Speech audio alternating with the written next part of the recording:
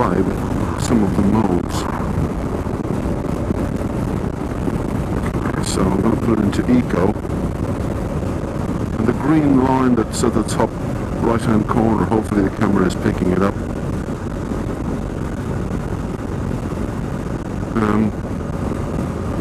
I don't really know what's going on there. I guess you have to try and keep it as green as you possibly can, like it is now. But what I don't understand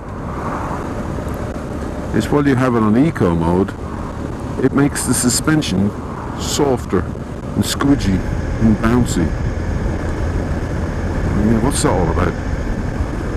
Why does soft, squidgy suspension make everything more eco?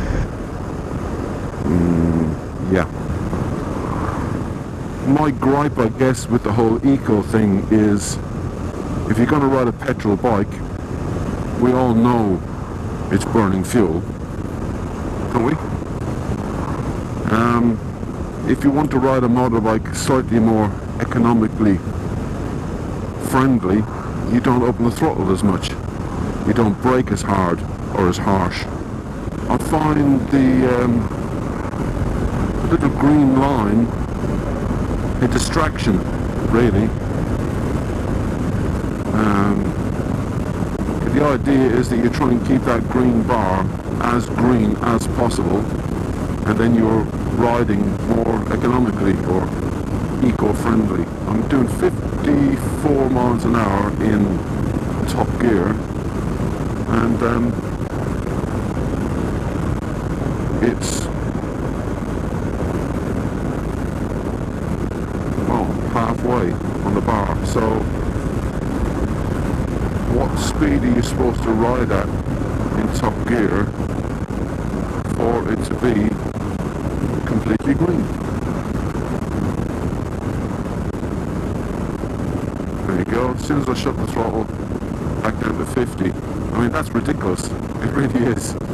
So I don't think we're going to be using Eco because I don't like it. Dynamic, straight away, suspension is a little bit harder. Well, no, it's not. It's a lot harder.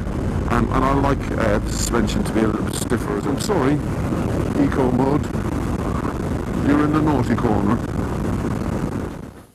Well, hello. I guess you weren't really expecting to go from me being on a bike to me being sitting in my garage. But the audio in my helmet yet again didn't work, and it was really difficult. I couldn't really tweak it or do anything with it, so I'm back in the garage. So as you could probably gather from the video, I don't like Eco mode. So what's this video about? This video is kind of me explaining what I've discovered about my new bike, and the things that I like about my new bike. And I do like a lot. I love an awful lot of the things about my new bike, but there's a few little niggly-naggly things, and they're really niggly-naggly things that I don't like. Eco mode being one of them. Let's push Eco mode off the agenda. It's gone. I have no longer selected Eco mode, and I've moved on. The exhaust, which I did actually mention in the video, but obviously I didn't allow you to get to that part because the audio was just rubbish. I've played with my audio. This is a little microphone in my helmet. I've played with the audio of that again, and I'm experimenting. Unfortunately, there is no set standard to work out the whole microphone thing. I can only be guided by some of the other boys that do the same thing as I do, and yeah, I guess it's different for everybody. So what about the exhaust? Well, what I've noticed about the exhaust on this bike compared to my last bike, that there's a metallic-y noise, and it's the only way I can describe it. But when I was a wee boy riding my DT100 many moons ago, there was like a little heat shield on the exhaust, and it used to rattle, and that noise, it kind of, on this bike, my 1250, my brand new bike, it kind of brings back memories and I don't need the memory of an exhaust shield, heat shield thing vibrating on my exhaust on a brand new bike. And I thought maybe that it's just this particular bike. And then I rode a 1250R a couple of weeks ago when this bike was been serviced, and it was exactly the same. So obviously BMW have decided that that noise is acceptable. I may have to deal with that. But anyway, so basically, I guess the whole point of that is it's annoying, number one, it annoys me. It's going to have to go. I'm going to have to deal with it in some manner or means. But yet again, it's just a little niggly-naggly thing. It's not a big thing. Anyway, generally, I've been having a lot of fun. Let's get on to the things I have been enjoying and have done to the bike and have changed on the bike, because I've changed a few things. I've put on a little fender extender at the back. I've put on a fender extender at the front, on the front mudguard. I've put on the toolbox, which I had on my last bike.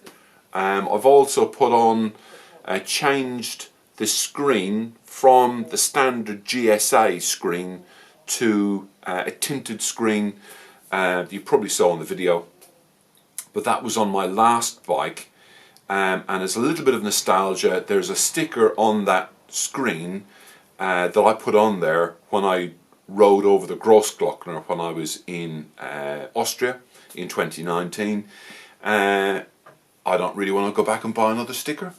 I may do on this bike in another year or so or whatever, but I didn't want to lose it. So the BMW shop where I bought this bike from very, very kindly allowed me to keep the screen, which I thought was a nice thing to do.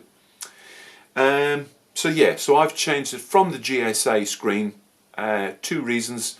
I didn't really like that huge screen, and that screen being black blends in with all the whole blackness of the 1250.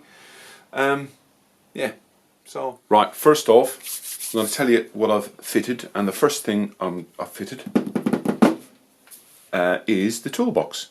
So the toolbox was on my last bike with the LCR sticker, Lamb Chops Ride, and I wanted to fit it onto this bike, and I thought wrongly that it would just fit straight on, but this piece here on the BMW racking system is smaller. So this clamp would have fitted on the other bike, on the Zega Pro racking system, and if you can see, there's no room for it. So I kind of went, well, that won't fit round there. So you have to buy a different fitting kit.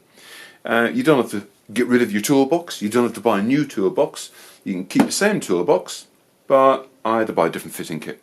Nippy Normans had them in stock. I think I paid £29 delivered, which is a little bit expensive, but it means you can keep toolbox and fit it to the BMW racking system. So I'm quite happy with that. I also kept this strange item, which I did mention to you a moment ago that I'd fitted. I had fitted it, but I've just taken it off because I wanted to show you how simple it is to fit. Also,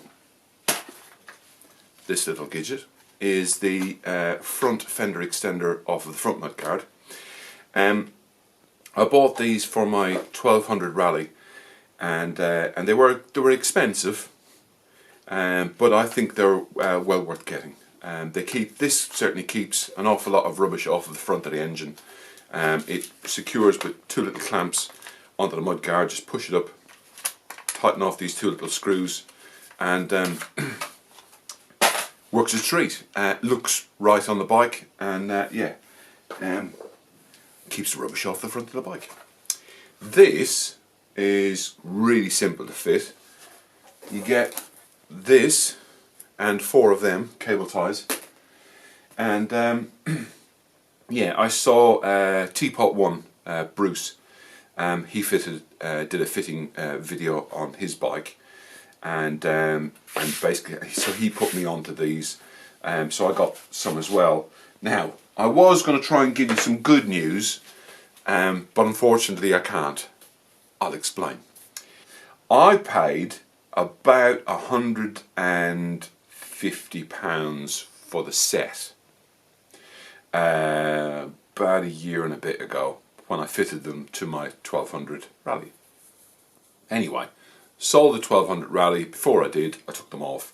I took a few bits and pieces off. And I went on to the Nippy Norman website about two weeks ago. In fact, I sent Nippy Normans an email saying, do you mind if I mention your name in my video?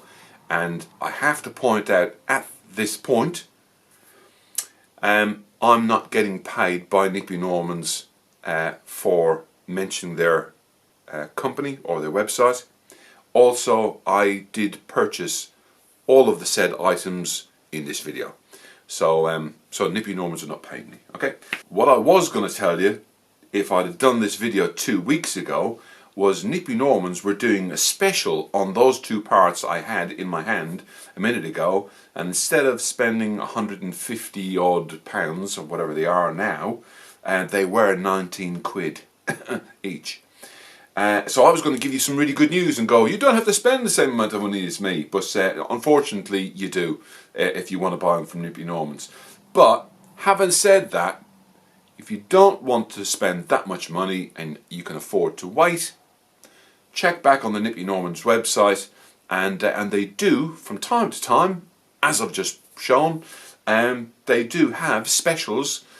So if you don't feel you want to spend that much money on a piece of plastic, wait a couple of weeks and it might come down and they might do a special on it. I'll show you how this thing fits on, and hopefully you can understand what I'm doing, because I've never done this before. I know what I'm doing, but it's just trying to describe it and show it. Really, first is there's a little slot just here. The normal mudguard kind of ends down here, just over the top of the rear wheel, and you can see where my hand is that a certain amount of crud and stuff can get in between the two and get to the suspension, your nice electrical suspension. So you push that in over the top of the rear wheel, put it up, line that slot up with the bottom of the mudguard, there you go, click, and just push it up, job done. Easy peasy. There. So that's just the cable tie going through and around the frame. And the reason I've done it that way is because I want the ends to be behind. So it's the end, that bit. I want that bit there to be hidden in here. Right, so here we are on the other side. I don't know if you can see what I've done there, but this is the piece of extender mudguardy thing, and I have put the cable tie around the frame and through the two holes just here. So like I said on the other side, I just want the head of the cable tie to end up on the inside of the mudguard extender, because I just think it looks a bit neater. But it's in place, nice and secure, and it just hangs down so a little bit. That's the original mudguard here, where my finger is, and this is the extender. So it gives you another 4 inches to play with, I guess, and it's going to keep that extra little bit of rubbish off of your suspension. Let's move around to the front. Plenty of road crud on the front of your nice clean shiny engine. This is the little gizmo here. You can see where my thumb is. That's a little slot in the fender extender. 2 clamps are on the inside, 2 bolts, heads to the outside, and that literally just slides in and pushes up, extending your mudguard. And all I got to do now is just tighten those 2 pinch bolts up. But before I do that, I'm going to give the mudguard a clean and the front engine a clean, and then I'll fit it. Everything's nice and clean now. Push that on there.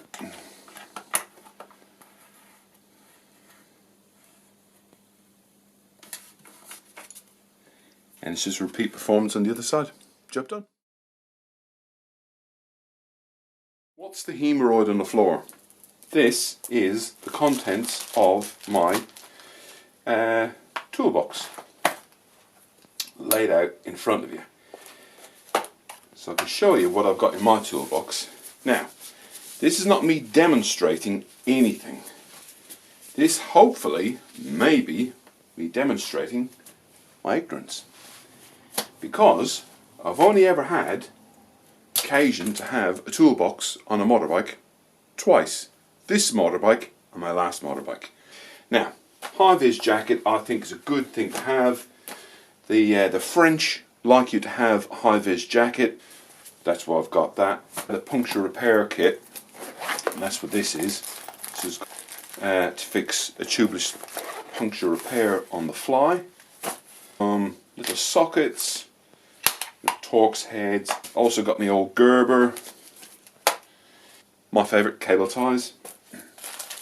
An emergency blanket. So if you ever come across an accident, now I've come across 2 accidents in my riding career, and once I actually took my sleeping bag off of my bike, gave it to the person who was in shock on the floor, and then when the emergency services came up and started dealing with the casualty on the floor, I had a really embarrassing moment where I had to try and ask for my sleeping bag back. And you have to try and find, like, they were kind of looking at you slightly awkwardly and going, who is this weirdo stood round? Is he is he getting off on this stuff? I go, no, it's my sleeping bag. Anyway, so I'll gladly give away one of these, which is an emergency foil blanket. Keeps a person warm. Also, if I break down on a motorway, if I'm carrying a pillion, that's why I've got 2. I can afford to give one away in case of emergency. So that's what I keep 1 or 2 of those in my toolbox. I also have a tyre pressure gauge. Now this is a bit old-fashioned, people, but I know my GSA will tell me what pressure is in my tyres, but it'll only tell me what pressure is in my tyres while the bike is moving. It's nice to have a backup, analog if you will, and you can tell what pressure is in your tyres when you're stopped. Please do leave a comment in the comment section below as to what you keep in your toolbox. That's just what I keep in my toolbox. And maybe I'm wrong, so put me right. Okay, if you have liked this video, please give it a thumbs up. If you haven't, give it a thumbs down, one or the other. Please leave a comment in the comment section below, and until next time people, take care. Bye bye.